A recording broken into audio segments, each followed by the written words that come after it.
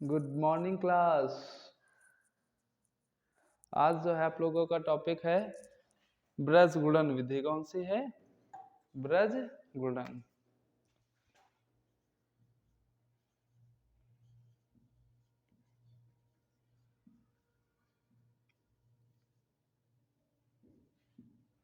ब्रज गुणन विधि।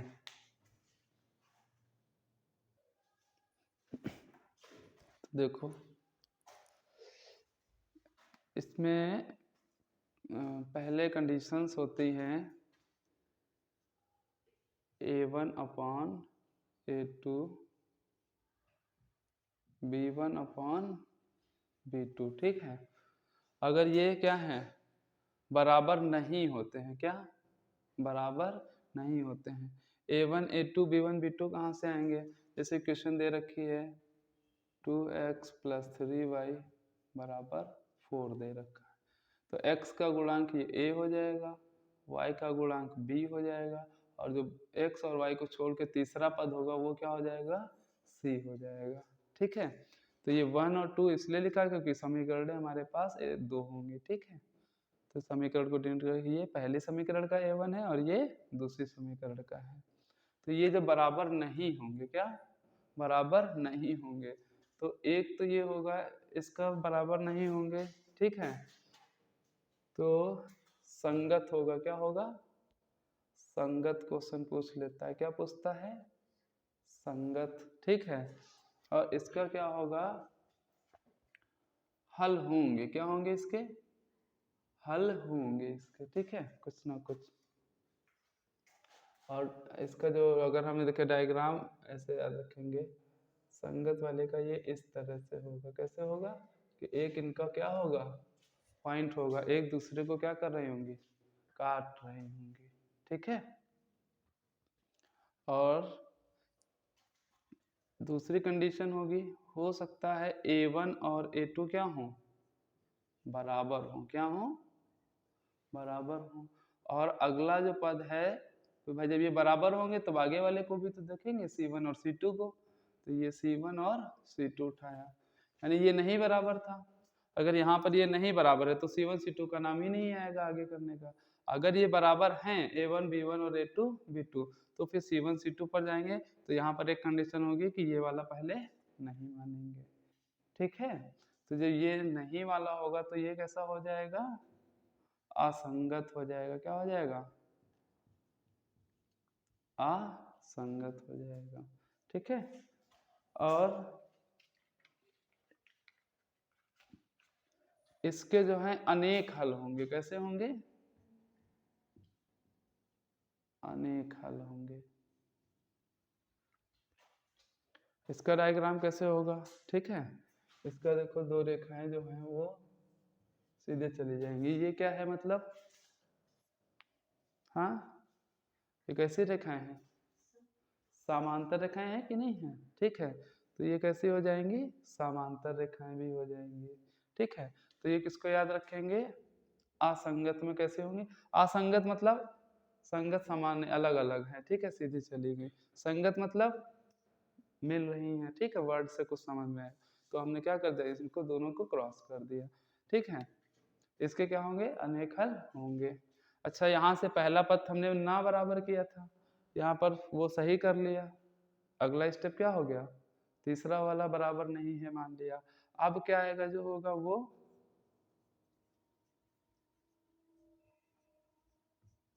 तीनों क्या हो सकते हैं? बराबर हो सकते हैं। C1 और C2 ये क्या होंगे? बराबर होंगे। और जब ये बराबर होंगे तो जब बराबर की बात आएगी तो ये संगत है ये भी। ठीक है, इसमें हल कोई नहीं होगा, शून्य हल होंगे। शून्य मतलब कोई हल नहीं होगा। ठीक है, शून्य हल। ठीक है, और इसका जो डायग्राम होगा इसमें बस सीधी सी एक रेखा खींच देंगे ये। ठीक है, ये शून्य वाले का।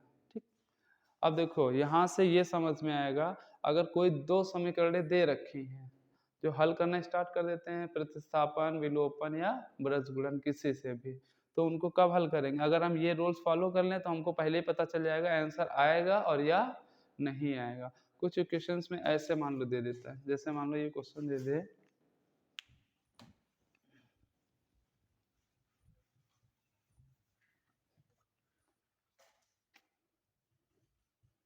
2x 3y बराबर 6, 4x प्लस 6y बराबर 12। ठीक, और अब इसमें पूछ ले x और y के मान क्या होंगे, या क्वेश्चन में पूछ ले कि इसके कौन सा हल होगा। ठीक है, ऑप्शन में ये दे दे अनेक हल होंगे, अपरिमित हल होंगे, शून्य हल होंगे। ठीक है, कुछ भी दे दे। तो अब इसका आंसर कैसे पता चलेगा।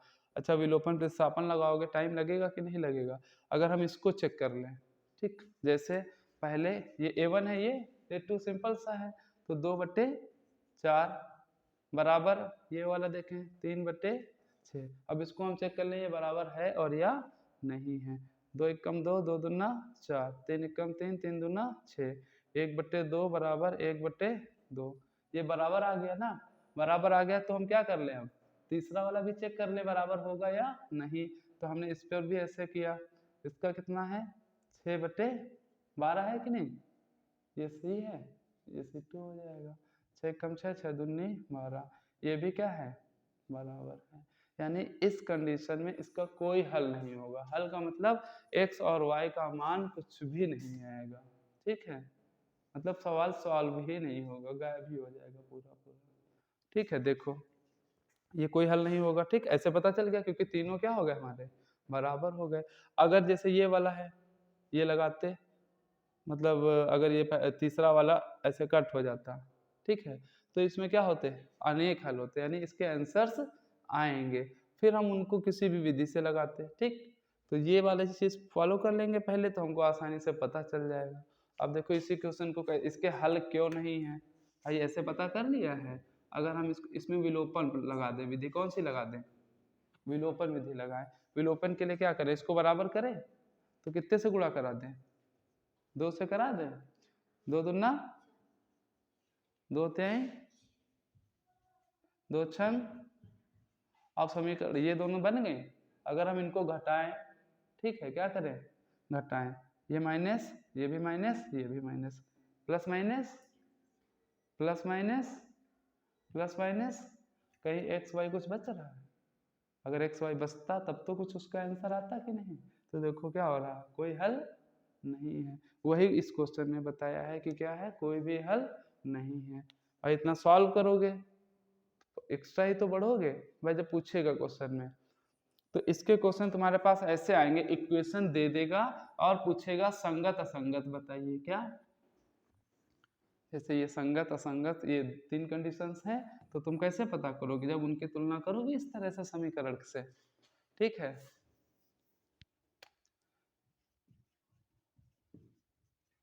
जैसे ये दे रखा है, अब ये बताना है संगत है या असंगत है, ऐसा कुछ बताना है क्वेश्चन में। ठीक, तो क्या करेंगे 2/5 3/6, पहले सॉल्व जरूर कर लेना नहीं तो गड़बड़ हो जाएगा। ये 2 और 5 कटेंगे नहीं, 3 एकम 3, 3 दूना 6, और पहले हम शुरू के ए और बी को ही सॉल्व करेंगे। अगर ये दोनों बराबर हैं तो फिर आगे जाना है, वरना आगे जाना ही नहीं है।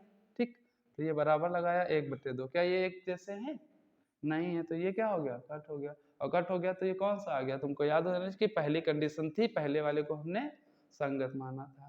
लेकिन इसके क्या होंगे हल होंगे, यानी आंसर्स आएंगे। अब इसमें हम ब्रजगुणन भी लगा सकते हैं, विलोपन भी लगा सकते हैं, प्रतिस्थापन भी लगा सकते हैं, जो क्वेश्चन में कहेगा वो करेंगे।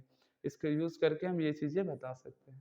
लेकिन 1 नंबर में क्वेश्चन इससे भी आ सकता है, इससे भी आ सकता है, और एक अभी ये लाइन छोड़ रखी है, इसीलिए छोड़ रखी है क्योंकि इसमें भी एक नाम है। ठीक है, वो तीनों इसीलिए एक साथ बताए हैं कि सारी चीजें सब याद हो जाए किसको क्या कहेंगे। ये देखो क्या है, ये कौन सी रेखा है, प्रतिच्छेदी रेखा है। कौन सी है ये, इसको क्या बोलते हैं, प्रतिच्छेदी रेखाएं। ठीक है, क्वेश्चन ये भी पूछ सकता है ये दोनों रेखाएं प्रतिच्छेदी हैं, ठीक है या नहीं है। ठीक, तो अभी जो जैसे ये इस इक्वेशन को कहा जाए तो ये कौन सी रेखाएं हैं, प्रतिच्छेदी हैं, क्योंकि अभी हमने इसको निकाला है और ये बराबर नहीं है। पहला ही ए और बी क्या है बराबर नहीं है, सो ये कैसी रेखाएं हो गई प्रतिच्छेदी। ये कौन सी रेखाएं हैं, समांतर रेखाएं। कौन सी, ठीक है, और ये संपाती, इनको क्या बोलते हैं, ठीक है, ये ध्यान रखना आप, ठीक। तो ये ये सारे क्वेश्चंस जो हैं हमने एक में कन्वर्ट करा दिए हैं। पहले वाले को डायग्राम याद रहेगा तो इनके नाम याद करने की जरूरत ही नहीं है, किसको क्या कहते हैं। वो प्रतिच्छेदी रेखाएं हैं, ये समांतर रेखाएं हैं, और ये संपाती हो गई, ठीक है। कंडीशन पहले हमने बता दी, पहले कैसे रखनी है, पहला ही बराबर नहीं होगा। दूसरी कंडीशन में क्या हुआ, अगर बराबर है वो, फिर तीसरा वाला बराबर नहीं रखेंगे, फिर तीसरी कंडीशन में तीनों बराबर हो सकते हैं, ठीक है। तो इस तरह से हम अब याद रखेंगे कौन सी प्रतिच्छेदी है, कौन सी समांतर है और कौन सी संपाती है। तो ऐसे क्वेश्चन आएंगे, दो समीकरणें दी हुई होंगी और क्वेश्चन पूछेगा बताइए कौन सी रेखा संपाती है या कौन सी रेखा असंगत है, ठीक है। तो इस तरह से क्वेश्चंस आएंगे। तो क्वेश्चंस लगाओ थोड़े से, बताओ जल्दी से। 7x - 2y बराबर 3, 7x - 2y बराबर 3, अद्वितीय हल बताना है, ठीक है। दूसरा क्वेश्चन है 22x इक्वेशन, सॉरी, और क्या है 3y बराबर 16। तो बताओ ये कैसा है,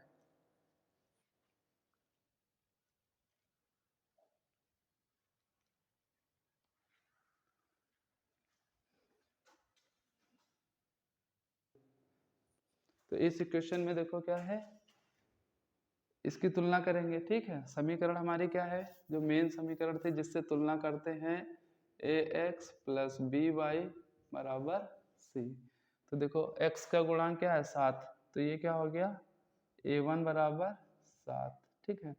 ये क्या है b1, b1 क्या है, हम यहाँ समीकरण क्या है प्लस में है, ये क्या में है माइनस में, तो माइनस का 2 रखेंगे। c1 क्या है, ये 3 हो गया, ठीक है। इसी क्वेश्चन में आ जाए दूसरा, a2 कितना है 22 हो जाएगा, b2 कितना है माइनस का 3, और c2 कितना है 16 है, कितना है 16 हो गया।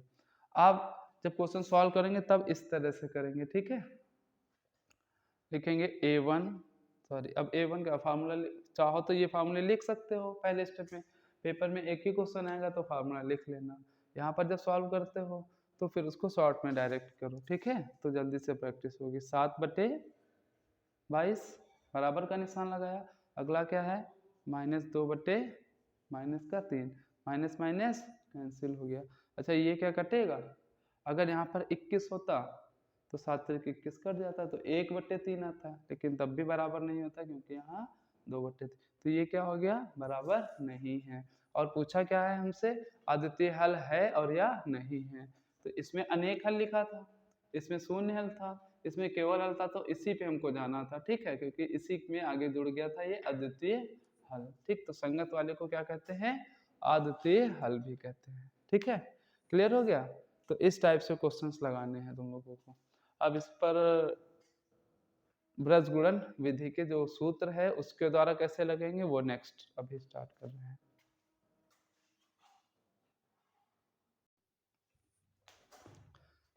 देखो अब हम क्या करेंगे, क्वेश्चंस ब्रज गुणन विधि के द्वारा सॉल्व करेंगे, ठीक है।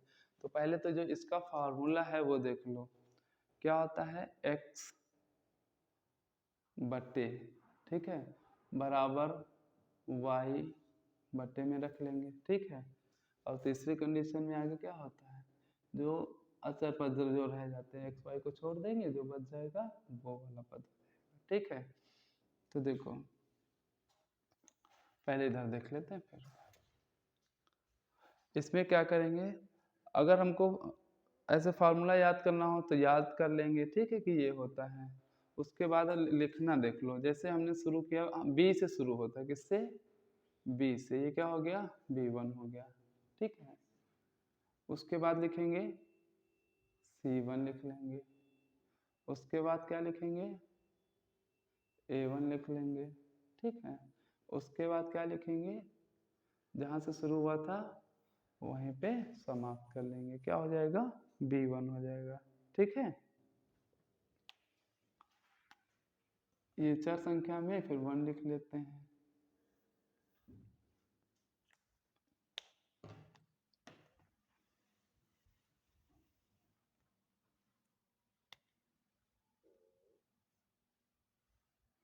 सी के बाद a1 b1, ठीक है, और इसी में है 1।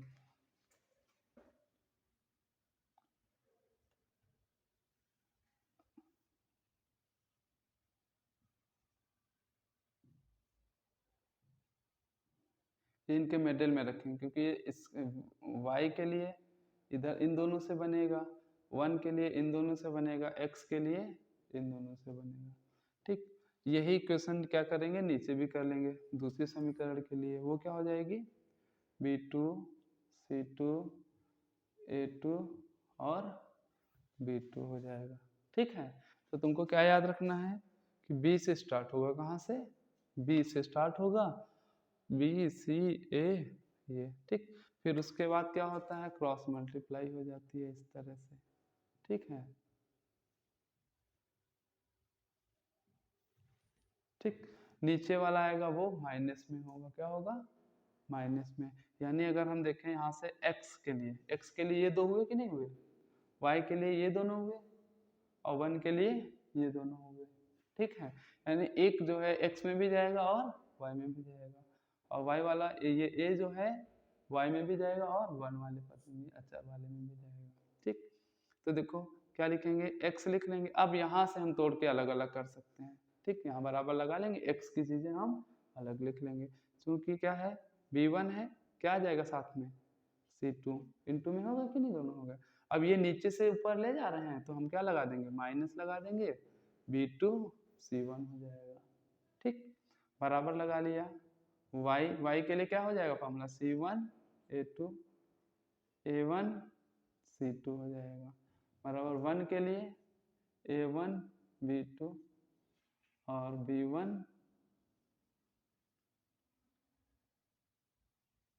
a2 हो जाएगा, ठीक है।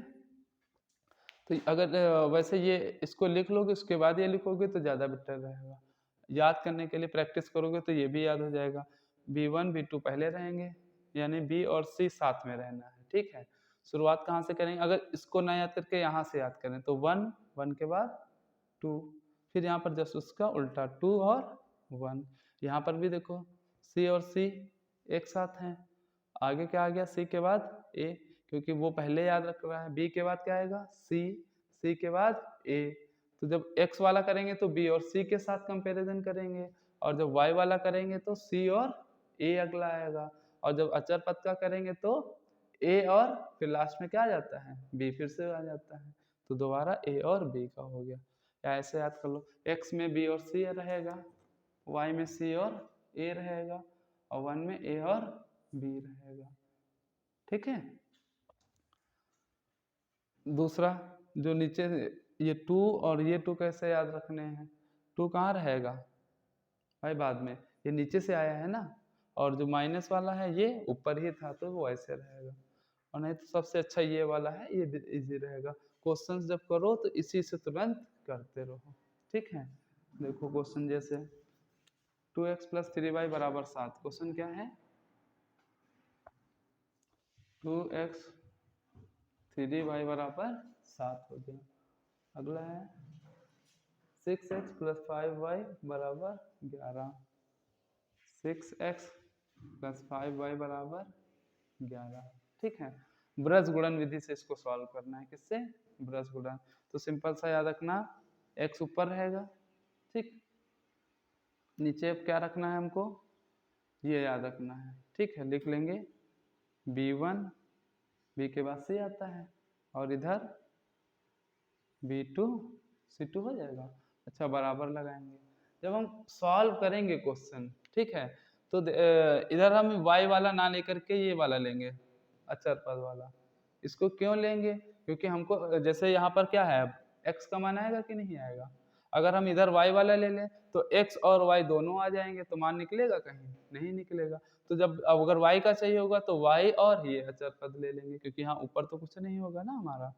तो देखो ये x हो गया, अब इसमें क्या है,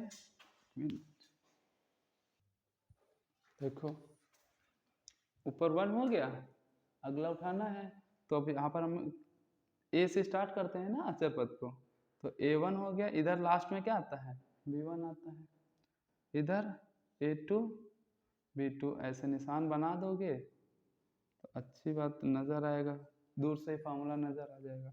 हमने ऊपर लिखा x, B1 की वैल्यू कितनी है, यहाँ पे चाहो तो डिनोट कर लेना, ठीक है। तो B1 हमारे पास 6 है, कितना है 6 है कि नहीं, सॉरी 5, यहाँ पर लिख लेते हैं।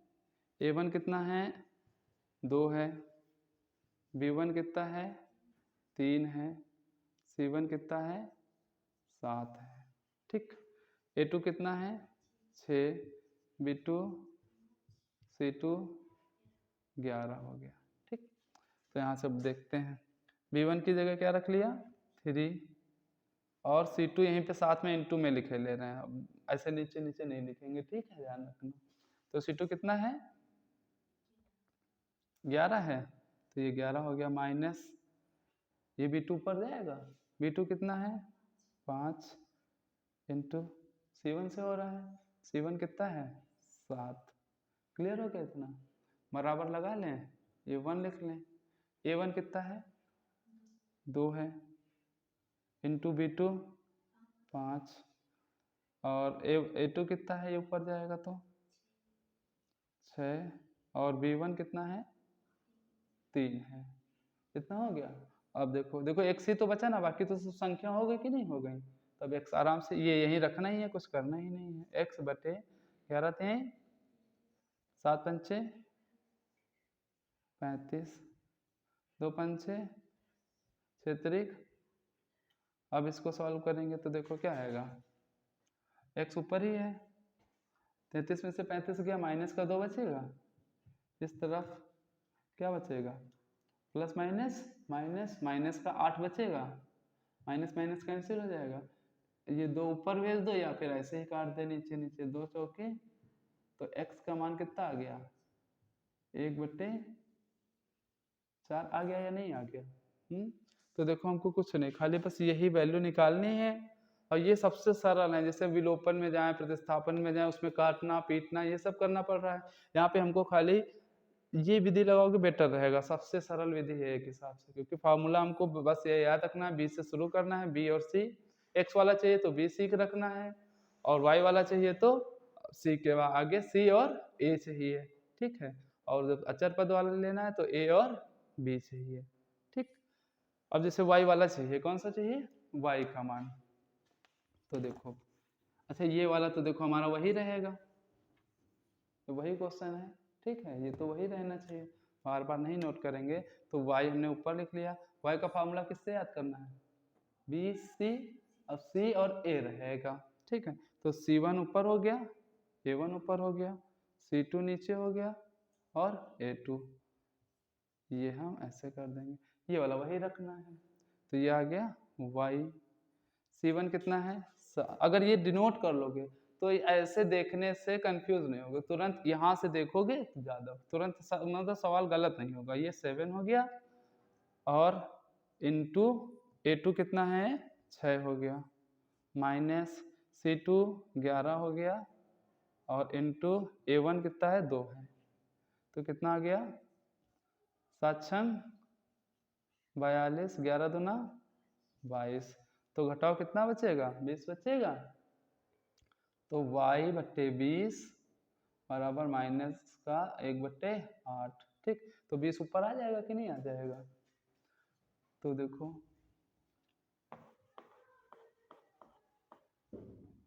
y बराबर माइनस का 20 हो जाएगा बट्टे में 8, 4 दूना 8, 4 पंचे 20, तो y का मान क्या आ गया -5/2 आ गया, कितना आ गया -5/2, ठीक है। चलो देखो इतना तो क्लियर हो गया ना क्वेश्चंस।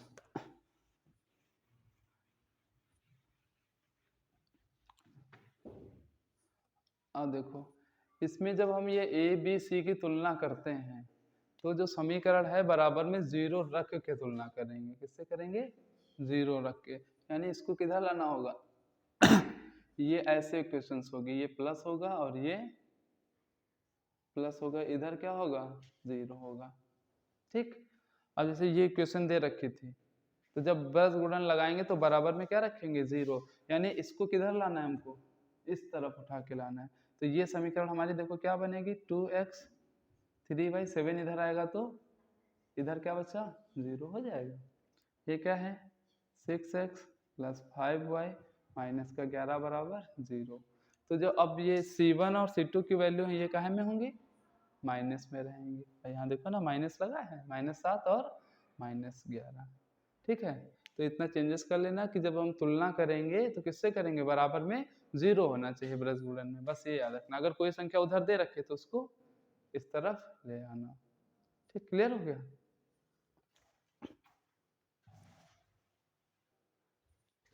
अब देखो ये क्वेश्चन है, 2 इक्वेशन है और क्वेश्चन में दिया है कि एक अद्वितीय हल है। क्या है, अद्वितीय हल है। तो ये जो k लिखा है, k का मान ज्ञात कीजिए, k का मान ज्ञात करो। ठीक है, तो अद्वितीय हल की कंडीशन सभी क्या बताई थी, a1 a2 b1 b2, ये क्या थे, बराबर नहीं थे ना अद्वितीय हल में। तो देखो लिखते हैं इनको, a1 कितना है 2, a2 कितना है 3, b1 कितना है k, b2 कितना है -5, कितना है -5। तो k का मान देखो ये किधर आ जाएगा, 5 दूना 10 हो जाएगा बट्टे 3।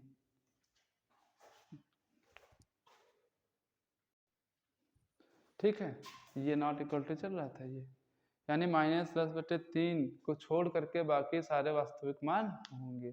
ठीक है, जो भी मान होंगे वो वास्तविक होंगे। तो k का मान क्वेश्चन में क्या था, k का मान क्या ज्ञात कीजिए जिसके लिए समीकरण निकाय ये 2 दे रखे हैं, एक अद्वितीय हल है, ये क्वेश्चन था। ठीक है, तो जब ऐसे क्वेश्चन होगा तो देखो सीधे से k का मान निकल आएगा हमारा, तुलना रख करके क्रॉस मल्टीप्लाई करा देंगे बराबर में, ब्रज गुणन में यही चलेगा यही चलेगा। ठीक है, हो सकता है इसमें कह देता है संगत है तो k का मान ज्ञात करो, तो फिर भी वही रूल लगता है हमारा। ठीक है, कि ये दोनों बराबर बराबर नहीं है, उस कंडीशन में कर लेते। अगला क्वेश्चन है, k का मान ज्ञात करना है और इक्वेशन है x + 2y = 5, लिख लो, xy + 2y = 5। दूसरी समीकरण है 3x + ky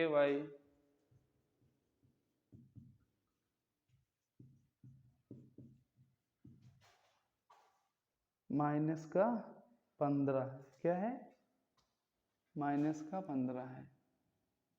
ठीक, का कोई हल नहीं है, क्या का कोई हल नहीं है, सॉरी +15 है।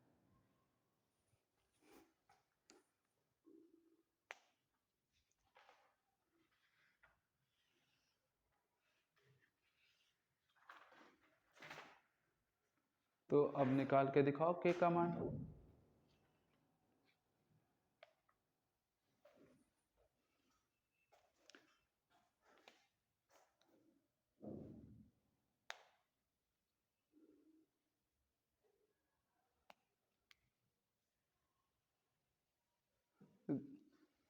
चलो देखो, कोई हल नहीं है, कोई हल नहीं है, उस कंडीशन में क्या था formula, a1 a2 b1 b2 c1 c2, ये था ना, तीनों बराबर थे। अच्छा देखो k कहाँ पर आ रहा है उसको हम पकड़ लेंगे, बाकी एक को छोड़ देंगे। b वाले पार्ट में आ रहा है, या तो हम b और c को ले लें और या फिर b और a को ले लें, उसकी जरूरत ही नहीं है। तो a1 कितना है, पहली बात तो 1 है, a2 3 है, b1 2 है और ये k है। ठीक, अच्छा इस क्वेश्चन में पहले ही उसमें कह दिया गया है कि कोई हल नहीं है। जब x y आएंगे ही नहीं तो यहाँ पर कोई भी वैल्यू का मान ही नहीं आना चाहिए।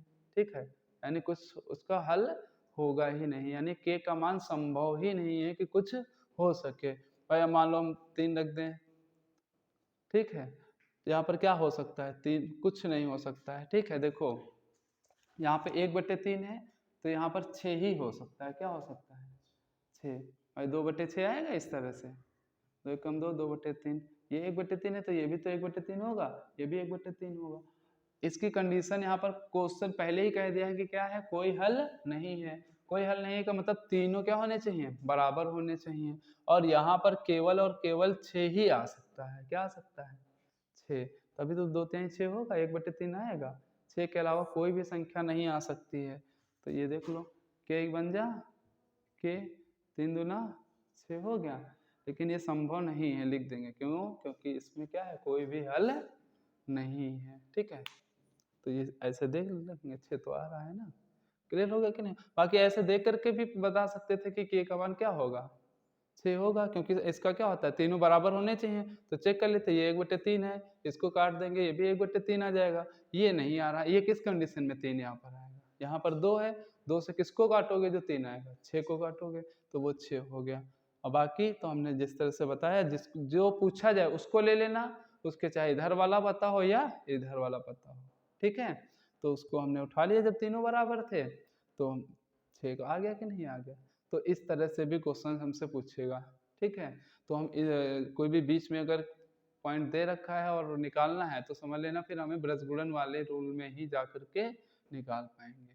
और फिर जब ये वर्ड ही दे रहा है, या तो कह दे कि रेखाएं प्रतिच्छेदी हैं तो के का मान बात याद करो, या संपाती हैं, या अद्वितीय हल है, या संगत है, या असंगत है। ये वर्ड अगर जैसे ही दिख जाए और कहे कि इसके बीच में कोई भी वैल्यू फाइंड करनी है, तो फिर तुम इसी रूल से लगाओगे। ठीक है, जो इधर याद किए थे, अभी जो बनाए थे। ठीक है, वैसे सब याद हो गए होंगे। क्लियर हो गया ना। ऐसे क्वेश्चंस आएंगे एक एक नंबर में जो होंगे सीधे से, बस बहुविकल्पीय में।